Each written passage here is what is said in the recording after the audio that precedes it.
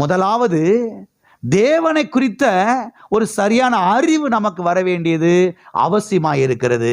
இரண்டாவதாக, அந்த அறிவின் அடிப்படையில் போய் ஜெபிக்க வேண்டியது அவசியமாய் இருக்கிறது. சும்மா வெறும் ஜெபம் கிடையாது. ஜெபம் பண்ணணும் பிரதர், ரைட்டு.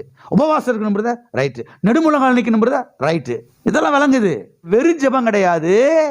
தேவனை குறித்த அறிவு, அதன் அடிப்படையிலே பண்ணக்கூடிய ஒரு ஜெபம். ஜெபம் பண்ணும் பிரதர். தேவனை குறித்த அறிவே இல்லாமல் ஜெபம் பண்ணிக்கிட்டு இருக்க கூடாது. தேவனை குறித்த வெளிச்சமே இல்லாமல் ஜெபம் பண்ணிக்கிட்டு இருக்க கூடாது. ஆண்டவர் என்னமாவும் செய்யும் ஆண்டவரே, அப்படி இல்லை. கர்த்தாவே, நீர் ஐஸ்வர்ய சம்பன்னர், நீர் ஒரு ஏழை அல்ல. கர்த்தாவே, வானத்துக்கு பூமிக்கு சொந்தக்காரர், வானத்துக்கு பூமிக்கு ஓனர் ஆண்டவரே. உம்மால எல்லாம் முடியும் ஆண்டவரே. கர்த்தாவே, உம்மோடு எனக்கு ஒரு உறவு இருக்கிறது, என்னோடு கூட ஒரு ரத்த உடன்படிக்கை பண்ணியிருக்கிறீர் ஆண்டவரே. இந்த உடன்படிக்கையின் மித்தமாக என் தேவையெல்லாம் நீங்க சந்திக்கணும். ஆமென். உடன்படிக்கை மித்தமாக நீங்க எனக்கு சப்போர்ட் பண்ணி ஆகணும். இப்படிப்பட்ட அறிவெல்லாம் நமக்கு வரும் பொழுதுதான் ஜெபமே நமக்கு ஒரு இன்ட்ரெஸ்டா மாறும். இல்லைன்னா ஜெபம் பண்ணி தொலையணுமே, சரி ஜெபம் பண்ணுவோம், சர்ச்சுக்கு போயிட்டோம், இனி ஜெபம் பண்ணி தானே ஆகணும். ஜெபம் பண்ணல அவர் வேற போட்டு ஜெபம் பண்ணிங்களான்னு வேற கேட்டுக்கிட்டு இருப்பாரு. எப்படி போயிட்டாங்க பாருங்க. ஜெபமே இவங்களுக்கு ஒரு பெரிய பாரம் மாதிரி ஆயிடுது. ஜெபம் ஒரு இன்ட்ரெஸ்டா இருக்கணும். ஜெபம் ஒரு மகிழ்ச்சியா இருக்கணும். ஏன் மகிழ்ச்சியா இல்லை அப்படின்னா, தேவனை குறித்து என்ன இல்லை, அறிவு இல்லை, வெளிச்சம் இல்லை. தேவனை குறித்து வெளிச்சம் வந்துருச்சுன்னா சர்வ சாதாரணம், நம்ம வாட்டுக்கு ஜெபம் பண்ணிக்கிட்டே இருப்போம். ஆமென்.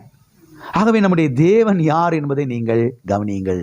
ஆகவே சும்மா வெறும் ஜெபம் கிடையாது, வெத்து ஜெபம் கிடையாது. தேவனை குறித்த அறிவு முதலாவது.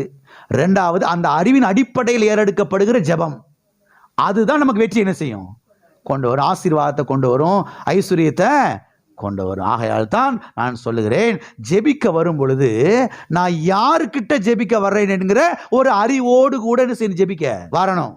ஒரு பரதேசி பண்டாரத்துக்கிட்ட நான் ஜெபம் பண்ண வரல. நான் யார்கிட்ட ஜெபம் பண்ண போறேன்?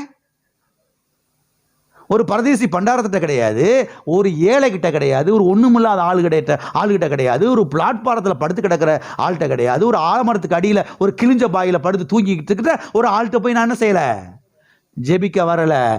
ஐஸ்வர்ய சம்பன்னரிடத்திலே நான் ஜெபிக்க வருகிறேன். இப்படிப்பட்ட அறிவு ஜெபிக்க போறதுக்கு முன்னதாக இப்படிப்பட்ட அறிவோடு கூட என்ன செய்யணும், போய் முழங்கால் படின்னு ஜெபிக்கணும். ஜெபிச்சு வப்பம்லாம் இல்ல.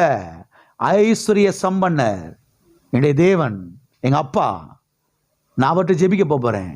அப்படிப்பட்ட ஒரு அறிவோடு கூட என்ன செய்ய வேண்டும், ஜெபிக்க வர வேண்டும். அப்படிப்பட்ட ஒரு வெளிச்சத்தோடு கூட என்ன செய்ய வேண்டும், ஜெபிக்க வர வேண்டும்.